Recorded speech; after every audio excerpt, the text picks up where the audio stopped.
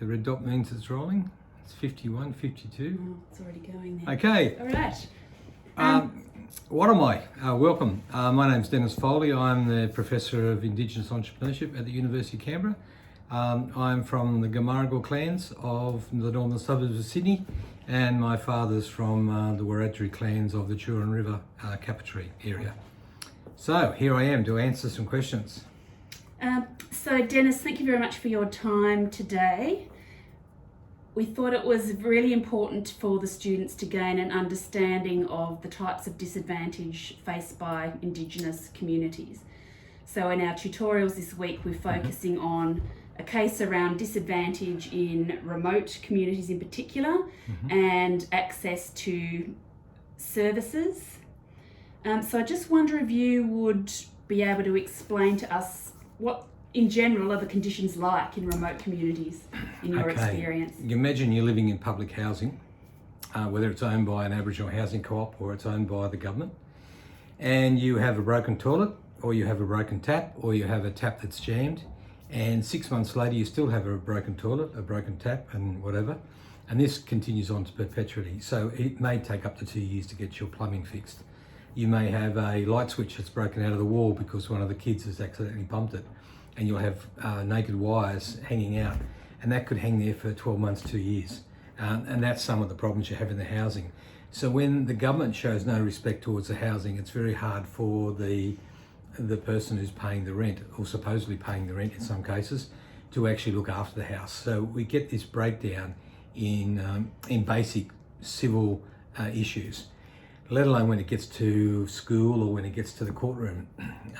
Basic facilities, if you end up in trouble with the police, it's guilty until proven innocent, and in remote areas, unfortunately, and there is very little support in the way of Aboriginal legal service or any other support outside of that. So it can be quite traumatic. And we also have a problem where young kids seem to think it's a rite of passage to get into trouble. And when you're living in a household, you may only get food once every 2 or 3 days.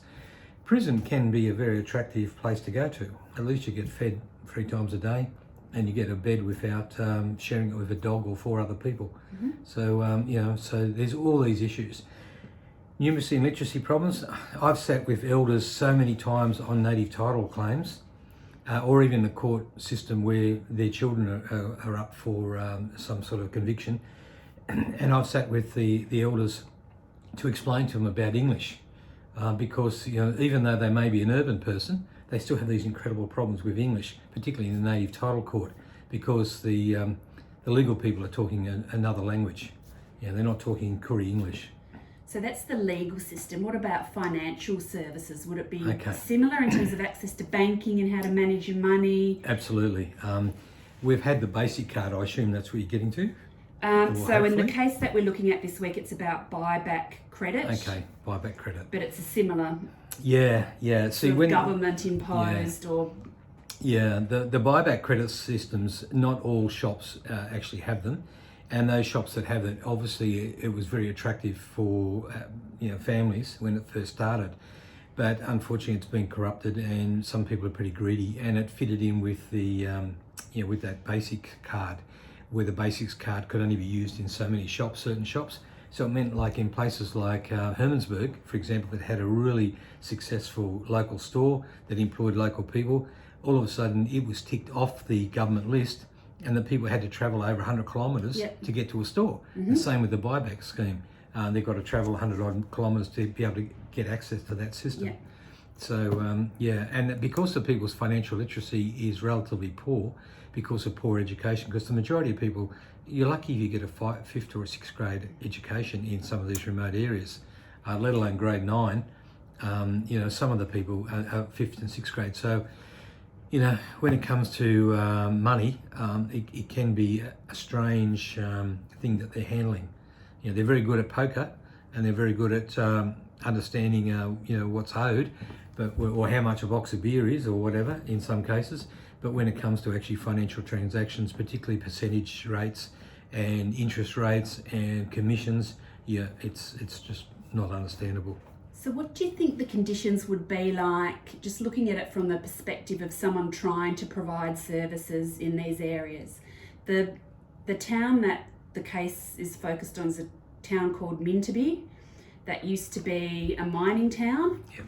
So probably was a lot better populated.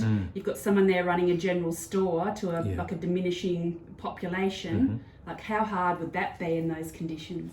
Yeah, it's extremely hard because the basic, your basic food stuff has trebled in price because with the cost, well, the volume's not there anymore, so therefore they've got to truck it in, and everything that's trucked in, it's a higher price. So before you know it, it's incredible. And if you go in that store, it's amazing how much Sprite, how much Coca-Cola, how much white bread, all these things that are obviously not good for you, how much they're there in excess because that's the main selling items.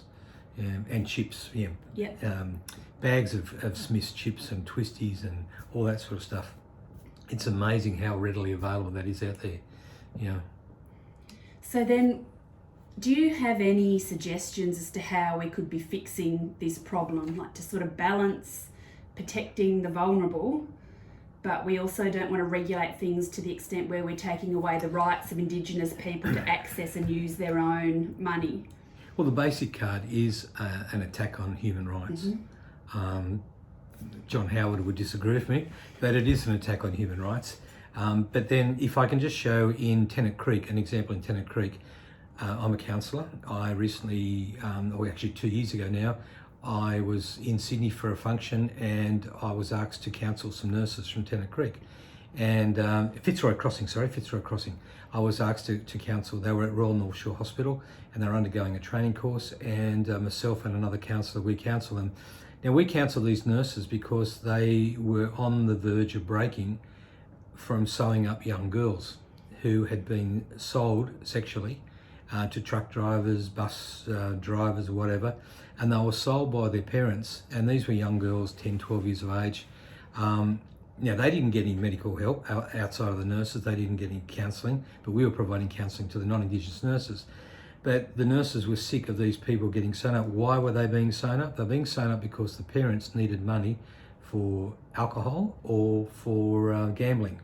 The Basics card obviously stops that, but the government didn't allow for the provision for those people who have addictions in gambling or addictions in alcohol. Now, who are the sufferers? Those young girls. So you've got a whole generation of young girls who have been destroyed. So the problem is now perpetuated and it will continue on and again. So the problem is not the basics cards, not the limitations, not the reductions on human rights, it's training. It's not rocket science. However, you might think, okay, this is what's going on in Tennant Creek and Fitzroy Crossing, but it's also going on in Mount Druitt. It's going on in St Mary's. It's going on in the western suburbs of of Melbourne, of Adelaide. We have the same problems in the urban areas. I did an ARC on numeracy and literacy in the Darug people, which is the Aboriginal people of Western Sydney, covering Mount Druitt, Penrith, and up to the Blue Mountains. At the time, there were 32 government-funded programs, and I went to the three largest schools with the three largest Aboriginal populations. Those schools only knew of 2 programs. Where were the other 30? The community didn't know about them. So you had all these programs running around being funded by the government, federal and state, on numeracy and literacy that wasn't getting into the community. So they're not effective. So why do you think that is? That is the way that they were designed to start with, or the way they're implemented? They're not listening to Indigenous people enough? Yeah, the Indigenous people had no say. A lot of them were church-based. And one of the biggest churches in Sydney, the biggest evangelistic church, it had several programs. And I won't say its name because I don't want to end up in court again. But some of the church groups had it and they kept it in-house and they weren't really touching the community and they weren't out there. And one of the interesting things about that, when my report came out from that ARC, I was gagged by the federal government, so I couldn't produce my findings. So it goes to show that it's a touchy area. And it is very touchy, but the money is being wasted from the federal government, and the federal government gives the money to the state governments under our strange laws, and the state governments then have the responsibility of providing the service to the Aboriginal community. Now in the Northern Territory, Western Australia and Queensland, they're probably 3 of the worst. We have these problems. Sorry, I better turn that off before I get a phone call. So we have it where these states are certainly not allowing for that training and for those facilities to float down. That money disappears in bureaucracy, and that's quite often the case. $1 in 10 will actually get through to the client. So we've really got a destruction of society. We're not getting the education facilities. You go anywhere in the Northern Territory in the remote schools, and quite often a lot of them don't have tables or chairs, let alone about pens and paper, and they only get a school teacher 1 day a week. That's something that the people in the city don't understand. But in the Northern Territory, they don't have a school teacher every day of the week. How can a child get basic numeracy and literacy? And how can that revolve into a parent when they become a parent? And then we get a lot of people, there's a hell of a lot of people out there who take advantage of this, and they offer credit on things, and Aboriginal people sign papers to get a car or whatever, or a book of encyclopedias, box of that. And on it goes, And the ANZ Bank actually did a product years ago, and they still have it running, where they finance white goods, and it's run through it's run through Adelaide, and it actually encompasses all around the Alice Springs area as well. So people right through the northern South Australia, Alice Springs, they come down to Adelaide, get the loan, buy the white goods, the washing machine, the dryer, the fridge, and it's been an extremely successful personal loan program. That's one of the highlights, one of the positives. So there are some examples of effective services. Yeah. Any advice that you would give to future legal professionals about advocating for Indigenous people and gaining an understanding of the depth and the complexity of these issues?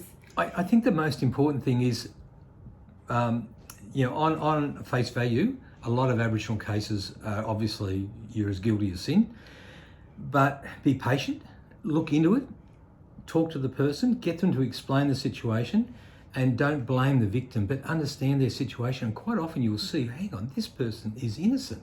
They're totally innocent. They're a victim of circumstances. And that's one of the horrible things about the Aboriginal Legal Service, because straight away you plead guilty and get the lesser charge, try and get out of it as cheap. But when you've got a young kid who, say, example, is up for stealing a packet of cigarettes or a packet of biscuits, he's stealing the packet of cigarettes probably to sell them to get money to buy food, or the packet of biscuits because he's starving. Or there was one case, one young kid who committed suicide. He stole a bottle of cordial. He hadn't had food in several days. So a lot of these cases are you've got to look at the causation of the problem rather than the symptom, which is when the kid comes in court. So my word for advocating for particularly for youth is look at the causation, and if it's alcohol-related violence, look at why the violence was caused, and the causation of the alcohol, and put that person into a program.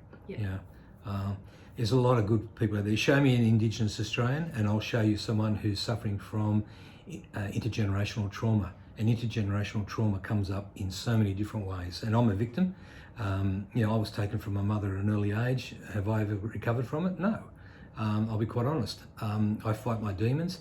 And, but so many of us, we will break into a rage, we will break into, maybe an alcohol-fueled session. And it's because of that intergenerational trauma, and there's a spark that creates it. So, anyone in the legal profession, look, I've worked with some great lawyers, I've worked with some great police prosecutors, and it's that level of empathy and understanding and being prepared to listen before you react. I think that's the most important thing. And understanding the underlying issues rather than the causation rather than the symptom. Yeah. Okay, thank you very much for your insights. That's good, thank you. Okay, thank you. I didn't think we got to the last questions, but... Oh, was there anything that you wanted to say? No, I don't know. Was there anything you wanted? Was there anything else you wanted to cover? I don't know how to turn this off now. Lucky I can edit it.